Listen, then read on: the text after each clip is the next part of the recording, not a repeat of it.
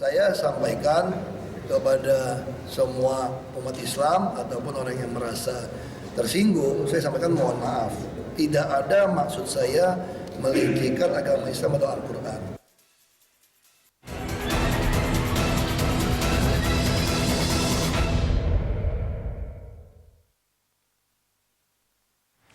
Singgungan isu SARA mendera Gubernur DKI Petahana Basuki Cahayapurnama.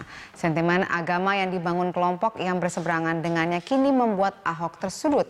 Apalagi setelah beredar video pernyataan Ahok yang dinilai melecehkan ayat suci Al-Quran. Ahok telah meminta maaf kepada umat Islam atas pernyataan kontroversialnya itu dan meminta semua pihak untuk tidak lagi melanjutkan permasalahan ini. Memainkan isu SARA memang strategi empuk untuk menjatuhkan kandidat tertentu dalam sebuah kontestasi politik. Praktek kampanye hitam ini selalu dianggap laku menjadi jualan dalam perebutan pengaruh dan kekuasaan. Lalu akankah praktik-praktik jualan isu SARA harus terus dibiarkan? Bagaimanakah cara menghentikan penyebaran kebencian lewat sentimen SARA? Prime Time Talk hari ini akan membahasnya dalam dialog bertajuk Jangan Ada SARA di Pilkada. Telah hadir bersama kami tim sukses bakal calon gubernur dan wakil gubernur DKI Jakarta Ahok Jarot, Nusron Wahid, dan pengamat politik M. Kodari. Selamat malam. Bapak-bapak, terima kasih sudah hadir bersama kami malam hari ini. Waalaikumsalam warahmatullahi wabarakatuh. Baik, sebelum kita mulai dialog ini, kami akan menyampaikan informasi mengenai Gubernur DKI Jakarta, Basuki Cahayapurnama yang telah meminta maaf atas kegaduhan tuduhan pelecehan agama yang dilakukannya. Ahok meminta semua pihak untuk tidak lagi melanjutkan permasalahan ini agar tidak mengganggu keharmonisan antar umat beragama. Ahok mengaku telah mendapat surat peringatan dari Majelis Ulama Indonesia yang mengecam dirinya untuk fokus pada kemaslahatan umat.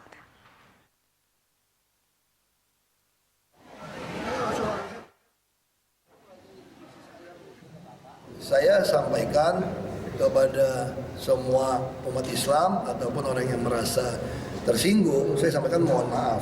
Tidak ada maksud saya melecehkan agama Islam atau Al-Quran. Kalian bisa lihat suasana videonya seperti apa. TV One semua juga ada di lokasi, kok nggak ada TV yang menganggap itu sebuah pelecehan.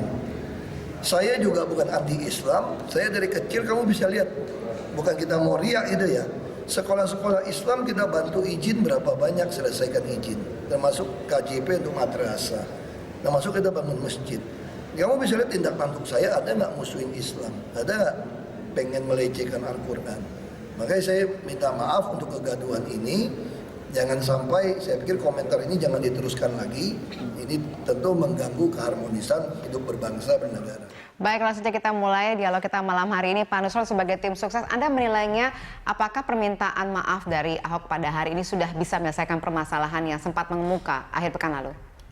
Pertama, kami sebagai partai yang mengusung Pak Ahok dengan Ahok minta maaf lepas dari kontroversi benar atau tidak atau salahnya, kita nggak berwenang seperti itu, karena kalau saya pribadi menganggap pernyataan itu biasa. Tetapi dengan dia minta maaf minimal itu menurunkan tensi. Tapi bahwa kemudian ini akan menyelesaikan masalah segala-galanya, saya yakin kok rasa-rasanya belum. Jadi menurut Anda akan muncul lagi isu SARA karena seperti ini? Karena memang sejak awal kami sudah meyakini bahwa politisasi terhadap isu SARA itu sudah sangat kental sebelum pilkada ini dimulai. Figur Ahok yang kebetulan adalah, mohon maaf, saya sampaikan di publik ini, seorang keturunan Cina dan beragama Kristen, itu pasti akan menuai kontroversi di dalam panggung politik Indonesia, apalagi di Jakarta ini. Nah, ini menandakan apa?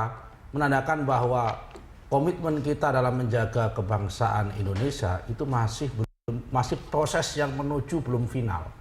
Buktinya apa? Survei-survei, tanya Pak Kodari nanti membuktikan. Masih ada sekitar 37 atau 40% orang Muslim yang menyatakan bahwa tidak setuju bahwa orang non-Muslim itu dipilih menjadi pemimpin. Kalau kita ini mau serius berbangsa dan bernegara, di mana kita punya konstitusi yaitu Pancasila dan Undang-Undang Dasar 1945, serta konsensus founding fathers, kalau kita ber-Indonesia, itu soal latar belakang agama harusnya sudah selesai. Kita nggak perlu lagi menilai orang itu dari latar belakang agama dan saranya. Yang kita nilai itu adalah masalah kredibilitas dan masalah bagaimana kinerja dia yang ada di lapangan atau di dalam praktek pemerintahan. Jadi lihatlah dari programnya, dari kerjanya, bukan dari latar belakang ya. Sarah. Tapi kan ini kan tidak berdiri sendiri. Mbak Rahma tahu sebelum Ahok daftar pun yang menolak anti Ahok karena isu agama juga udah banyak.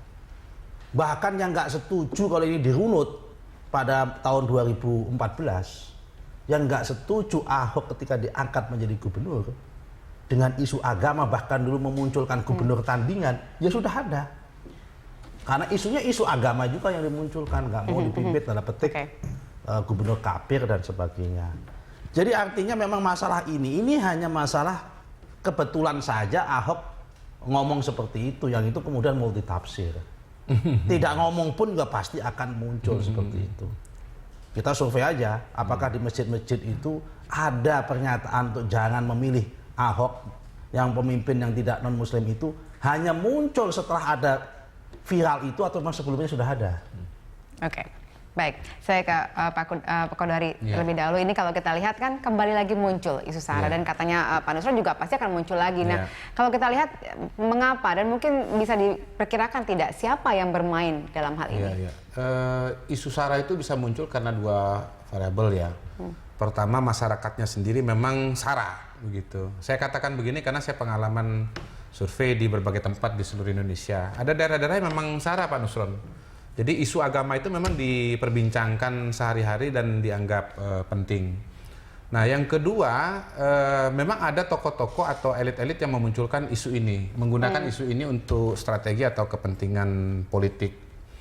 Ada kajian yang apa namanya menggambarkan pola semacam ini berkaitan dengan konflik ya. Kita pada hari ini bicara mengenai pilkada, tetapi saya ambil ilustrasi itu pada konflik. Ada buku yang ditulis oleh Jack Snyder, judulnya itu From Voting to Violence, ya, From Voting to Violence. Jadi ada daerah-daerah, ada wilayah-wilayah di dunia ini di mana urusan pemilu, urusan pilkada itu menjadi violence, menjadi konflik. Buku itu sudah diterjemahkan ke Indonesia, penulisnya pernah datang ke Indonesia. Dia mengatakan yang namanya pemilu menjadi konflik itu kalau isu sara atau isu primordial, karena kita bukan cuma bicara agama ya, tetapi juga bicara suku, bicara wilayah dan seterusnya. Itu ketika bisa muncul dari dua arah. Pertama dari masyarakatnya, yang kedua dari elitnya. Nah, kalau dalam kacamata kebangsaan seperti yang disampaikan oleh Pak Nusron tadi, memang menjadi kewajiban bagi elit politik untuk menghindari upaya-upaya melakukan provokasi untuk sentimen agama. Untuk masyarakat yang isu sara itu memang berperanan, itu tentu harus lebih hati-hati lagi gitu ya. Nah, untuk masyarakat yang sebetulnya isu sara itu tidak terlalu dominan, kalau bisa ya harus dicegah. Saya ingat pernyataan dari salah satu calon, dalam hal ini Pak Anies Baswedan, yang mengatakan ingin mengangkat Jakarta itu menjadi festival ide ya, festival gagasan. Saya kira itu bagus dan relevan sekali, karena memang yang namanya demokrasi, namanya pemilu itu kan sebetulnya mengedepankan prinsip meritokrasi. Demokrasi itu sama dengan meritokrasi. Orang itu dipilih karena kemampuannya atau karena programnya, bukan karena variabel-variabel yang lain. Buat apa agama yang sama atau suku yang sama, tetapi kemampuannya itu tidak ada. Kalau kemampuannya tidak ada, kemudian 5 tahun yang akan datang, tempat itu akan jadi apa? Apakah menjadi lebih baik atau menjadi lebih buruk? Yang dicari kan kemampuan dan program kerja supaya daerah itu menjadi lebih baik dan orang yang tinggal di daerah itu menjadi lebih baik. Nah, kalau yang terjadi adalah provokasi apa namanya primordial, yang terjadi bukan festival ide atau festival, tetapi festival sara. Festival sara. Ya, tadi makanya judulnya jangan ada sara di antara kita. Baik. Ini kalau misalnya kita lihat ke depannya, kalau Anda membaca Jakarta karena sebagai tempat dilaksanakan pilkada kali ini, apakah kita masyarakatnya memang mudah untuk mungkin diprovokasi dengan isu seperti ini? Memang ini sesuatu yang menarik ya. Fenomena pertama kali pemilihan gubernur di DKI ini di mana calon gubernurnya itu beragama Kristen, kemudian keturunan Tionghoa. Istilahnya itu double minority. Kalau satu minoritas saja mungkin satu minoritas saja sudah menarik ya, sudah sensitif ya, bisa sensitif. Apalagi kalau double minority. Nah, kita harus mengakui bahwa memang sensitivitas sosial itu ada di masyarakat kita berasal dari pengalaman-pengalaman sebelumnya. Saya sendiri sih sebetulnya mau melihat hasil survei dulu yang lebih baru ya. Kalau sebelum-sebelumnya ada bias-bias itu, tetapi sebetulnya tidak terlalu besar. Menurut saya kita harus membedakan dua jenis pertanyaan ya. Pertanyaan pertama adalah apakah Anda bersedia atau tidak dipimpin oleh non-Muslim. Pertanyaan kedua adalah jika pemilihan gubernur dilakukan pada hari ini, siapa calon gubernur yang akan Anda pilih? Itu gambarannya bisa sangat berbeda. Gitu. Ada orang-orang yang mungkin kalau ditanya dengan pertanyaan pertama mengatakan saya tidak bersedia dipilih oleh calon non-Muslim. Tetapi ternyata pilihannya itu non-Muslim. Nah, kenapa bisa terjadi? Karena ternyata ketika dia memilih gubernur, sebetulnya yang dia kedepankan variabel yang lain. Misalnya karakter tegas atau dianggap berhasil memimpin, begitu. Jadi orang untuk mengukur dampak SARA yang sesungguhnya itu menurut saya paling akurat adalah bertanya siapa pilihan calon gubernur Anda. Oke, kita masih akan memperbincangkan tentang hal ini, terutama karena hari ini dalam press conference yang dilaksanakan di Blitar oleh Megawati mengatakan bahwa Ahok kalau bisa jangan ngomong dulu gitu. Nah, mungkin Pak Nusron bisa dikomentari nanti setelah ini. Kami akan kembali usaha jeda berikut ini pemirsa.